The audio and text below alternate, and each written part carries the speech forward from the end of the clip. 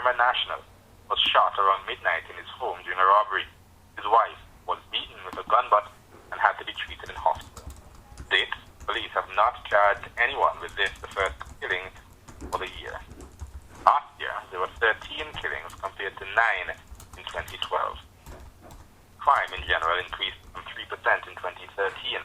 There were 2,485 criminal acts in 2012 and 2,557 last year. Now the question on the minds of Antiguans and Barbudans is this: what is fueling this rise in crime across the nation? What can be done about it? We have compiled an expert team and criminal consultant and former director of public prosecutions of Antigua and Barbuda, criminologist and sociologist, Dr. Peter St. Jean. And they will help to isolate for us the true cost of crime to the nation and the remedies that can be employed to mitigate its consequences. Good afternoon. Yes, good afternoon. It's Dr. Peter St. Jean. Dr. Peter St. Jean, we'll start with you. And when we think of cost, we think of dollars and cents only, but does the price of crime go higher than dollars and cents?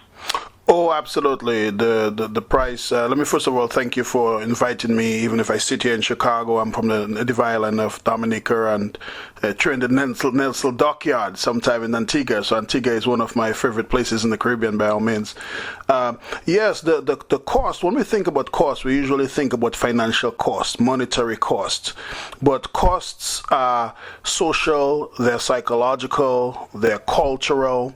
Of course, they're economic, but the bottom line is that when we are able to discuss this issue of, okay, what is this crime costing us? What we oftentimes are thinking about, in what type of trend does it set? In other words, sometimes when we do not just think about the number of crimes, but the quantity of crimes, but we think about the quality of the crimes, the bravery of the crime, the type of new offenders, the types of new victims.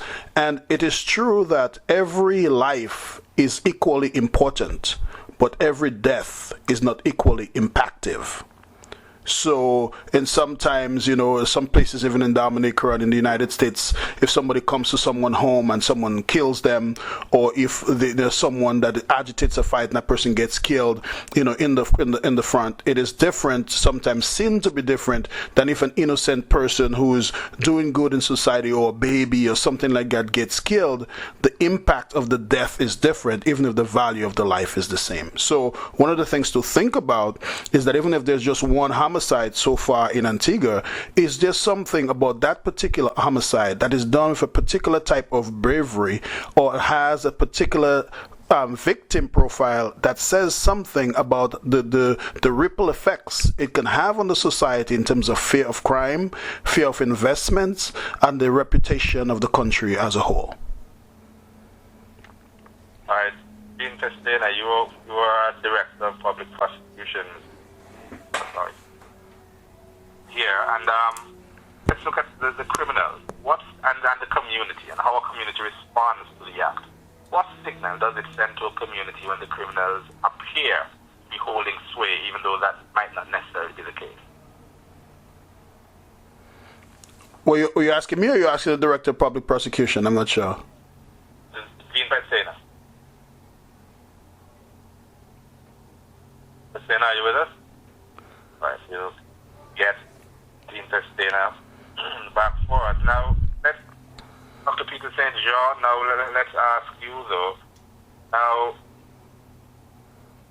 lots of people, when you speak of an increase in crime, they immediately turn to an increase in policemen, or people to join the police force. The numbers are important, but does an increase in foot soldiers though really translate into effective police? It can and it cannot. It depends on the situation. When we recommend solutions for particular crime problems, it is very important to do a careful analysis of the nature of the problems themselves. Crimes have basically three major profiles, depending on how you look at it. One is the type of offender, two is the type of victim, and three is the type of location. So if you have a lot of domestic violence behind closed doors, you have a lot of sexual abuse of young women, or if you have victimization in places that are kind of hidden, as opposed to if you have a lot of street crimes, like if you have carnivals, or if you have tourist sites, or you have bars, and you have just gangs and so on the streets. It makes sense to say, well, if we patrol this area some more, if we have police at the port or at the dock, or if we have police officers or peace persons located at tourist sites, that would make some sense. But if you have a lot of domestic violence where men are mostly beating women, or women are beating men, or children are beating each other, and you have you have instances where people in different hamlets inside of their homes and inside of those communities are creating those types of problems, then it is pretty clear that the number, you can't put police in the house. So oftentimes what it is that the crimes come from different types of sources. So it's very important to understand the types of crimes that you're talking about. Sometimes the robberies are within a lot of gas stations, and sometimes the crimes are fed from corrupt police officers and corrupt politicians that are associated with turning a blind eye on those issues. So if you just create more police and more corrupt police, that may not solve the problem. Sometimes it may be dealing with the type of police that you have and working with better training. And when you do a good analysis, then you will say, okay, where do we need to focus on? And again, crime has the motivation. It has a motivated offender. That is someone who wants to do that type of crime.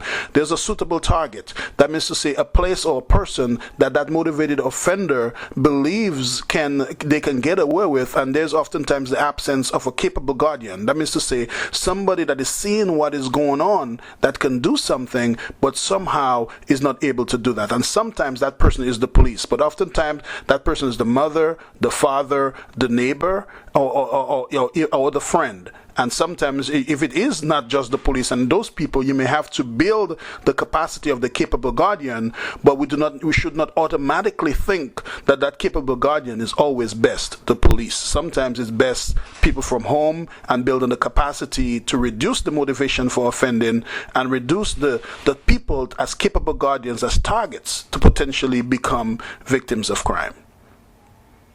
All right. Now, if you are a policymaker, where should more emphasis be placed? Should it be placed on crime prevention or on crime fighting? The first emphasis has to be placed on proper research to understand the nature of the problem, because there are three levels of crime of response to crime. Number one is prevention. That is doing something, educating young people and old people and in between before they ever do anything wrong. That is prevention. The second is intervention. That means if something has started but it hasn't gotten so bad, so we need to stop the bad thing from getting worse. And the third level is suppression, or what we call interdiction. That is where you get the people are so bad that you have to save them from themselves. You need the big guns, you need the big police, you need the big boots. We always need big bad police. Believe it or not, like it or not, we need big bad police. Maybe I'm saying that also because I'm a soldier in the United States Army. There's certain times that you got to drop a bomb. Unfortunately, people think that way, and sometimes you have to. But if you always have to think about your big guns and your big muscles first, you are spending a lot of money to get little results. And if things have to get so bad that all you need is to have suppression, that's a problem. So my recommendation right in the beginning is that the very first that you need to do is to have good research and to understand what is the nature of the problem. And oftentimes the issue is what are the natures of the problems, because there are usually more than one problem. And then you say, well, what is it that we are doing now that is working? What is it that we're doing that is not working? And what do we need to do to fill the gaps to make things better? And then depending whether you need better intervention, better interdiction, or better prevention, then you will decide to have a model that has a certain percentage of funds going towards prevention, a certain percent towards intervention, a certain percent towards interdiction. If anybody comes right away and without doing careful analysis just wants to put money to, it is sometimes a good politics or popular politics to just say, let's put some police and let's do some things, let's have some bigger guns, let's have some more police, let's do some more suppression. and that is sometimes popular because it makes politicians look good. But oftentimes the roots are a little more subtle. That it is more looking at those issues of prevention and those issues of interdiction, drug addiction, mental illness, looking at drug addiction kind of as a mental health issue, but also being strong by the law and being able to work on the prevention side so that you do not have to, people are not just going about causing the problem and all you're doing is waiting for the problem to happen to suppress it. No, you want to work to deal with the problems very early. Antiguans are peace-loving people for the most part, like other Caribbean persons, and there are a lot of people who will never commit those kinds of heinous and violent crime. And then we need to do things to continue to keep them that way. There are some people who have started, we need to stop them from becoming worse, and there are people that are so bad that the only thing that we need to do is to lock them away for a while until they get their act together. All right, now let's look at this. Is there any data, any proof that suggests that a high conviction rate actually serves to prevent crime? A high what rate? Conviction rate. Well, there's mixed information and mixed data on that. Depends on where you look at this. First of all, when you even talk about a high conviction rate, a conviction rate of what? Oftentimes, when we look at conviction rates, we sometimes look at murders, because murders are the crimes across countries that are kind of the most robust. It's very difficult to hide a body. So when we compare murders in Dominica and in Antigua and Jamaica and Trinidad, it's pretty accurate to some degree. Robberies and burglaries and so on are somewhat different. So when you look at the conviction rate, you need to also think about what type of crime we're talking about. Sometimes conviction rates are low because there are some issues of corruption involved. There are issues of intimidation involved. People don't want to speak because they don't want to become victims. So when you look at the conviction rate, you say, okay, which conviction rate is high, which one is low, and why? Now, a high conviction rate could mean that police are doing the job well, the court is working, the people are not so intimidated, and when people are convicted, the question is when they go to court, they go to prison, are they really rehabilitated? So that's not a high conviction rate doesn't mean that the rehabilitation happens, and rehabilitation is important to happen to reduce crimes. But high conviction rates tell us on the one hand that the police are able to do their job, the community is doing its job by providing the police with information, the court is doing its job and maybe having speedy trials and so on and so forth. Sometimes high conviction rates are not accurate because sometimes you have instances when politicians drive basically witch hunts to basically get certain types of people, and then due process is not clearly served, and the prosecution is not as careful as it should be, and a lot of innocent people become victims there are a lot of wrongful convictions, and actually those things can have negative impacts on the society because then people do not have the confidence in the criminal justice system as it did, because you as a brother, as a sister, you know that your husband didn't do that, or your friend or your brother or whoever didn't do that crime, but you know that because they are in the wrong political party or the wrong community or so on, they end up becoming a scapegoat for the inefficiencies of the police or the prosecution. So you could not just look at the conviction rates themselves and just say, oh, it's a great thing. We have to look at it and say, what does that mean? Sometimes a low conviction rate means that it shows the police may be doing their job, but it's just that the community is not coming forward, and the types of crimes are so serious that if people speak, they could really lose their lives. So, but generally speaking, though, if you have a community that it provides good information, if you have police officers that work well, you have a prosecution that is swift, that is careful, a good conviction rate could mean it's a good deterrent that people know if you kill somebody, if you rob somebody home, the community is going to speak, the victim is going to speak, the police are going to arrest you, and the court is going to back up to make sure that you get punished. Whether or not when you go to prison you're going to be rehabilitated, that's another issue, but at least we're going to get you caught, and that's a good thing. All right, Dr. Peter St. John, my last question to you. Now, do we need, in light of all you've said, do we need scientific studies to determine the true cost of crime in order to better allocate our resources when we are fighting crime?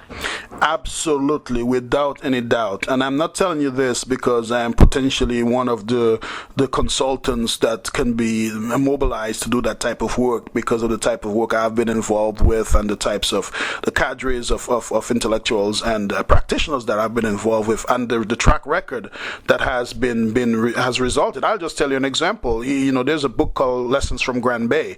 That's my first book when I did my master's thesis in Dominica in the Caribbean, and in Grand Bay in that village, and we looked at community police relations, historical problems, and so on. And at the end of the empirical research, we realized that the problem was between the residents and the police was about the way that the residents saw the police as outside agents to press them down, and then the police saw the residents as kind of outside people that are just creating problems for them. But both of them wanted a safer Grand Bay, and through the research that we did, we were able to understand the problem well, and we were able to implement a community policing program there have been some changes and so on, but the foundation of the people working together and putting community safety first, in spite of the fact that they didn't like the police too much, and the police doing some things differently, that empirical research, unbiased research, were able to really speak and say some things about the police that we didn't like to hear but were true, say some things about the community that we didn't like to hear but were true, and we were able to put something together that right now you can go to Grand Bay where people could not go to Grand Bay at certain times of the year and be able to feel that they were not threatened. Right now, this community has completely changed. Now, Grand Bay is just one example. There are many examples here in the United States, other places in the Caribbean. There are good examples in Trinidad, even in Jamaica, where empirical research by Dr. Tony Harriet or by Ramis Deir Sharan in Trinidad, Farley in Barbados, and so on, where we have really looked at those bottom line issues, and because of that, we have been able to understand the problem well, deploy limited resources in the proper channels, and number three, when problems are going, when things are not working so well, we're able to go back to the drawing board and say, what is it that is new? What is it we wrongly understood? Or what is it that is new that now requires a different approach? So it is very, very important that the first thing that is done well is a good victimization study, is a good offender study in Antigua, and look at those different problems to see the things that are succeeding, the things that are failing, and to deploy resources strategically to build that wonderful country so that the impact of crime and the fear of crime does not affect the well-being of the regular person who walks the street at St. John's, or regular person who walks the streets wherever they walk, that they feel safe. But also visitors and investors and business persons can feel that this is a country where where the criminals do not have an upper hold over them, and then whenever there is a problem, researchers like myself can come back in spite of the politics and whatever and say, are we making progress? Are we not making progress? And we're able to take it back to the table and strategize and to be able to win for the society in general. So I really recommend good empirical research first. All right, Dr. Peter St. John, thanks so much for your time this afternoon. You're very welcome. Take good care. All right, then you take care. And that brings us to the end of another edition of The Big East.